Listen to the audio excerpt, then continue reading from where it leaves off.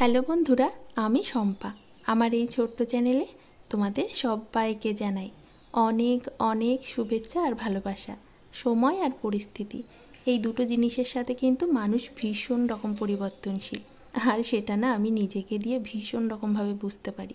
আমাদের বাড়িতেও গ্রামে, মানে আমার বাবার বাড়ি, তোমরা তো দেখেইছো। ছোট থেকে সেখানেই বড় হয়েছি, একদম খোলা মেলা পরিবেশ। নিজেদের বলে যেন নির্দিষ্ট কোনো আয়তন মনে হতো না, মনে হতো পুরোটাই যেন আমার। তবে জানো তো, বিয়ের পর এখানে এসে বুঝলাম এই যে পাঁচিল দিয়ে ঘেরা যতটুকু, এইটুকুই আমাদের। তার বাইরে আমাদের আর কিচ্ছু নেই, কোনো অধিকার বোধ নেই। সে যাই হোক, সেটুকুর মধ্যেই নিজেকে ভালো রাখার চেষ্টা করি সব সময়। আর দেখেছো তো, আমাদের বাড়ির চারদিকটা না এইভাবে পাকা করে দেওয়া, আর তারই মাঝে আমি এরকম ছোট্ট ছোট্ট করে জায়গা রেখে দিয়েছি যাতে একটু গাছ লাগাতে পারি। আমি না গাছ লাগাতে ভীষণ ভালোবাসি। এই দুটো জায়গাকে তৈরি করে রাখলাম, এবার গাছ লাগিয়ে দেব। আর সেদিন যে চাল কুমড়ো গাছটা ওই যে আম গাছে তুলে দিয়েছিলাম গন্তব্যে পৌঁছানোর জন্য, দেখো কি সুন্দর গন্তব্যে পৌঁছে গেছে। আর নিজের অধিকারে পুরো আম গাছ এবার বিস্তার করবে আর ফলও দেবে। Good morning. আজ কিন্তু সকাল সকাল জামা কাপড়গুলো কেচে ফেলেছি। এখনো রোদ এসে পারেনি। রোদ এসে পারেনি না, মানে আমাদের বাড়িতে সেই ভোরবেলায় রোদ চলে আসে, পুরো বাড়িটাই এখনো রোদ এসে পারেনি। আর বাইরে রোদটা যখন চলে আসে না, জামা কাপড় ধুতে ভীষণ কষ্ট হয়। তো চেষ্টা করি সকাল সকালই জামা কাপড়গুলো ধুয়ে নেওয়ার। আজ পেরেছি। আর আমার চান পুজোও হয়ে গেছে, এখন ঢুকে পড়বো রান্নাঘরে। রিদ এখনো ঘুম থেকে ওঠেনি, ও ওঠার আগে সকালের খাবারটা ঝটপট বানিয়ে নেব। আবারও উঠে পড়লে ওকে অনেকটা সময় দিতে হবে। শুনছো কেমন পাখি ডাকছে? তোমরা শুনতে পাচ্ছ কিনা জানি না, ভোরের পাখির আওয়াজ খুবই ভালো লাগে শুনতে। রিদ উঠে পড়লে ও যাই, আমি যে সকালে রান্নাঘরের কাজটা ঝটপট সেরে নিই। চলো তাহলে, টাটা। এই দেখো, সকালে ভেবেছিলাম ম্যাগি করব, সবে মাত্র জলটা গরম বসিয়েছি, তার মধ্যেই উনি উঠে পড়লেন। আর মিমি তো হয় দিদি, দিদি দেখো নিজের কর্তব্য পালন করছিল, মানে ভাইকে সকালবেলা একটু ফ্রেশ করার চেষ্টা করছিল। তবে ভাই তো ভাইই হয়, সেরা দুষ্টু, একদমই দিদির কাছে পরিষ্কার হলো না। মিমি যতটুকু পেরেছে করিয়ে রাখলো। তারপর আমি ম্যাগিটা করে মিমিকে খেতে দিয়ে ওকে ফ্রেশ করালাম।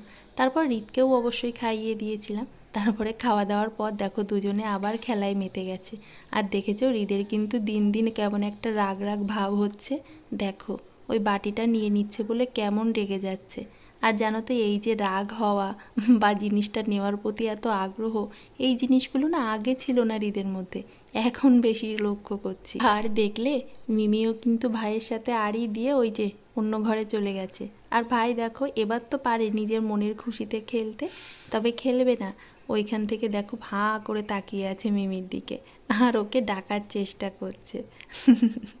দেখেছো ওর কাণ্ডখানা, কীভাবে ডাকছে মিমিকে। তবে মিমি কি আর দূরে থাকতে পারে? ওই দেখো এসে হাজির। সারাক্ষণ এই দুইজন ঘরের মধ্যে এই করছে, সময় সময় দুজনেই কাঁদছে। মানে বেশি তো রিত চিৎকার করে, আর রিতকে ভেঙানোর জন্য মিমিও সেই সাথে একই রকমভাবে কান্না করে।